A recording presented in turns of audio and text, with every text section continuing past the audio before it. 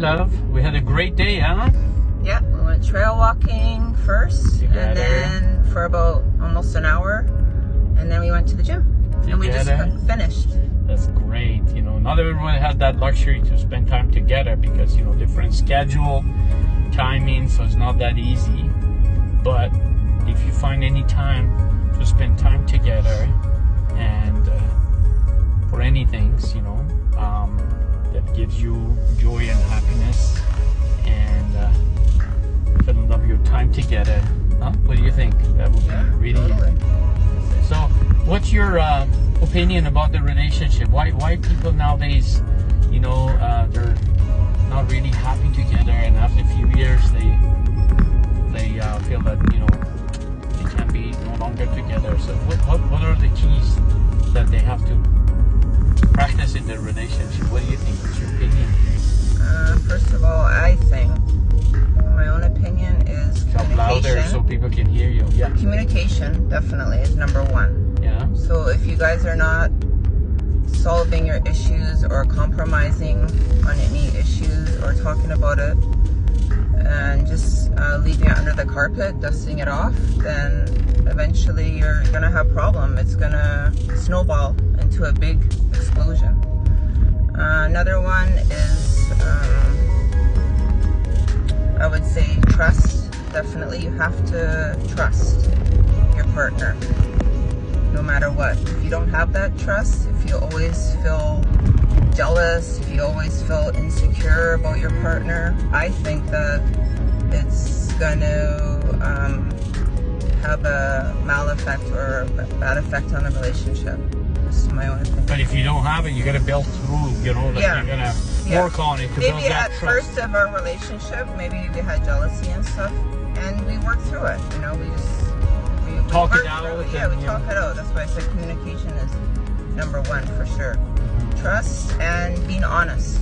Honesty. Be honest. Definitely. Even it costs you, you know.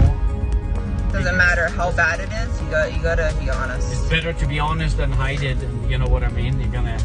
Because now we've come to this point after being together so long, 34 years, that like I have nothing to hide. Like my phone's open to you. I have nothing to hide in there. You can go anytime, anytime you want. You can go through it. There's nothing to hide. Like I have nothing in my chest. Yeah. Like I feel so free on myself. That's what I feel. Yeah. After this long, because we worked really hard. It wasn't just like we brushed off issues and we didn't communicate and we didn't solve our problems. We had our very downs and we had very awesome times. All the majority of time. Part of life, right? It's part of life. And if people don't argue, if people don't disagree, there's something wrong with the marriage too. But if people fight every day, that's another thing that's wrong with the marriage. Yeah. And there's miscommunication. There's some issues that they're not addressing and trying to fix it. If they're not feeling happy, if they're going sideways, doing something on the side, you know, then you know you guys. So communication and honesty and working out. So what else? Do you see anything else that you know? And trying to when you trying to build a marriage, you have to spend time together. Like what we did today. So right? Lots of people just want to spend time with their friends, you know, instead of spending time with their cars or going on vacations with their girlfriends, or they're going on vacations with their boys.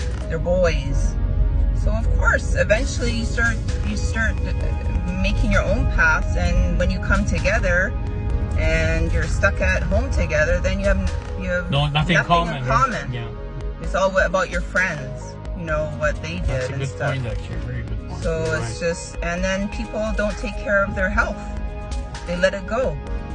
Majority of women. Then you come to the point and say, okay, I didn't marry this person. Like, why he's changed or why she's changed? Majority of women nowadays, they just let it go after they're married. They think, my man loves me, so I'll just eat whatever I want, do whatever.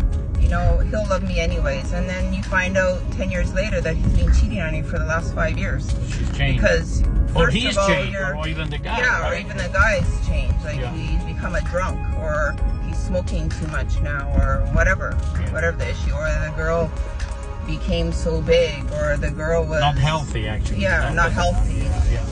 And you know, so size doesn't matter. It's just a matter of, you know, being healthy or being So they start parting separate ways, and that's how it all starts. Most of our friends have, unfortunately, divorced, especially during COVID. Like, majority of our friends. Now there's just been a lot of time. Yeah. They've all divorced. Like, they've all gone their separate ways. And we've stuck it out. We've had very hard times, and we've always stuck it out. People want to jump out of the marriage easily. They just want the easy way out. They don't want to deal with the problem. They're scared to deal with the problem. They're scared that the husband or wife will find out the truth, what's deep inside, and it eventually comes out. And it's like a demon. And when you start fighting, that's it. The demon comes out and everything gets expressed, and then divorce. That's what I suggest, actually, when the couples have arguments, it ends up to a fight. So make sure you calm down and try to listen to what your partner is saying. Because if you get angry and trying to be defending yourself, you're not hearing, well, the actual problem. You're not understanding what the problem and the source of the problem is. So ultimately, you won't be able to reply and address the issue properly. That's because right. you made yourself so deaf you can't hear it. Yeah. Yet you have to sit back and relax, and I know it's not relaxing, but just be quiet and just listen. What was the issue? What's the source of it? Lots of people kind of screaming at one another, and then they're not listening what the source of problem is. Exactly. And it becomes to anger. Anger becomes to a huge argument, and sometimes foul language, which we never practice. We've been married 34 years, and believe it or not. To each other. We never ever use foul language. Never ever use any foul language to one another. Yeah. This is something that I'm telling lots of people. Do not bring foul language. Some people, they say, whatever, it's okay, come on, F you, or this and that, come on, a bitch, have you ever remembered that? Never. Because that brings disrespect in relationship. And once the respect is gone, the concrete of that relationship is cracking. You agree with that? Yes, I agree totally. I still open door for her. Yeah, he does. I still make sure I have lots of respect for her. I'm not showing off. I respect her. The way I was having dates with her, right? Remember that? So, anything else? What else after that? A lot of people base their, at first, of course, it's mostly like physical and lust, and you love one another completely, and it's a honeymoon phase, and so on and so on. You're just so happy. But after that honeymoon phase goes, well, if you're not, building the foundation at that time already, it's gonna it's gonna crack pretty fast within the 5 years of marriage, or 7 years. Usually they say after around 5 to 7 years, the marriage starts deteriorating. So if you don't work at it, you don't put effort and be with each other, you're always separating. Well, of course, it's not going to help. You don't know your partner well. Yeah, you don't know your partner well, and then issues will keep arising, keep fessing, underneath the ground, and finally it's just gonna crack, and boom, your marriage is done, finished. And it happened to so many of our friends, unfortunately. It comes to the point that say, I don't know you were like that. Yeah, exactly. Come on, I've been living with you for 3 years or 4 years or 5 years. Well, because we never had communication on that respect. Exactly. So I don't know you. That's you. Yeah. No, that was me. I never changed. This is me, but you never listen. You never watch. Yeah, you know what I mean? So, that's very important. And there are, don't forget, lots of people forget, we're two people. We're two different people from different parents, different family, We're trying our best to live together and learn the life together and grow love together, right? So it needs work. It needs lots of effort and time. That otherwise, don't bother. If you don't have the time. As I said, lots of people work on their cars, work on this, work on going that. Out with the friends. Girls go out with their girlfriends so much more than they see their husband during the week.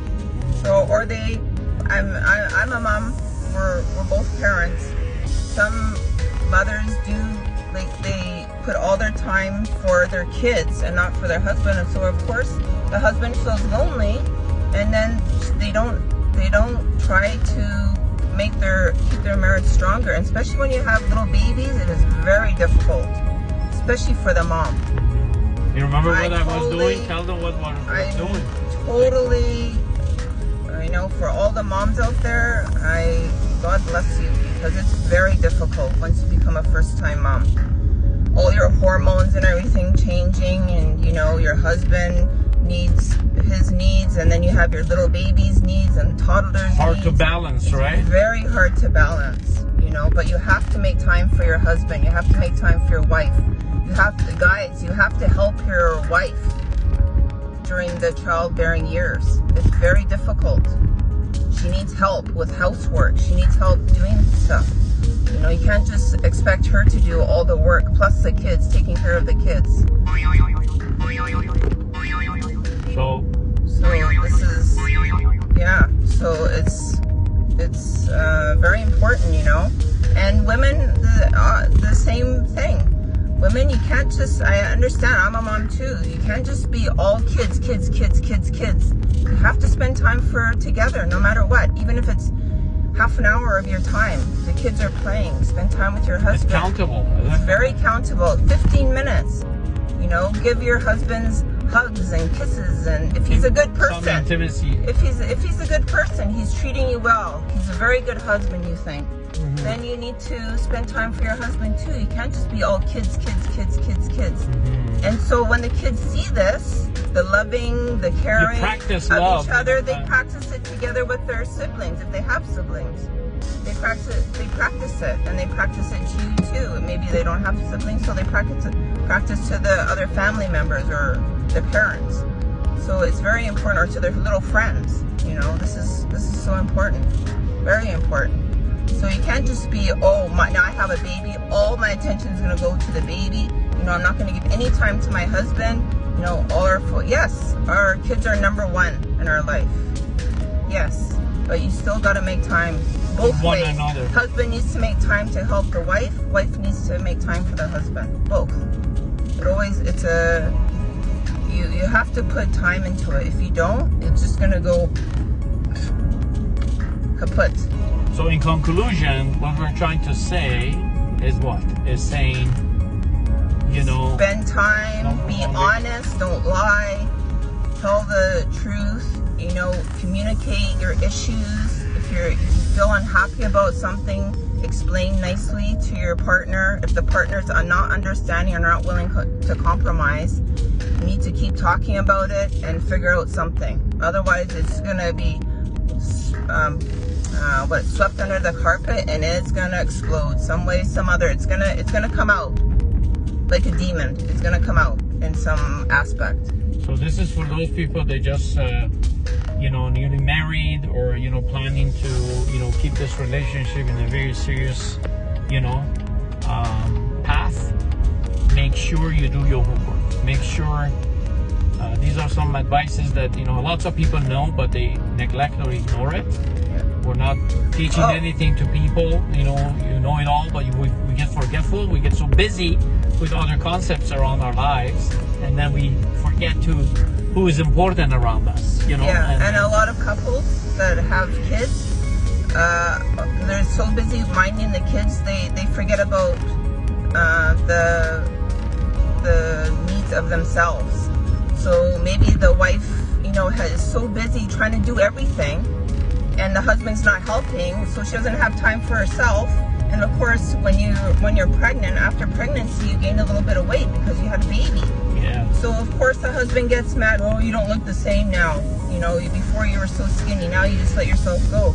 Well, give your wife some chance to go to the gym, go for a run, do something. Yeah. Help her. Don't put her down. Help her out. Support her during this. Or the man. He needs to be supported too. Same both ways in whatever situation. So it's just, people don't talk about this. They just get mad at each other. They do something on the side. It's really sad. Very sad.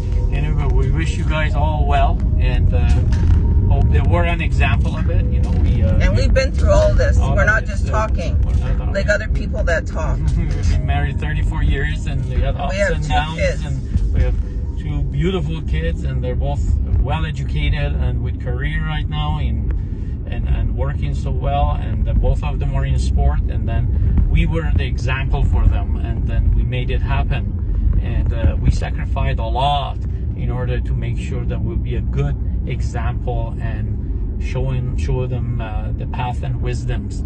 So if you have any comments, you know, put it on and let us know. I would be happy to, you know, just share our experiences and our, you know, way of living that we practiced it and successfully we achieved it to this point, and then we provide whatever answers that we'll be able to help out. Thank you all. Bye. We love you all.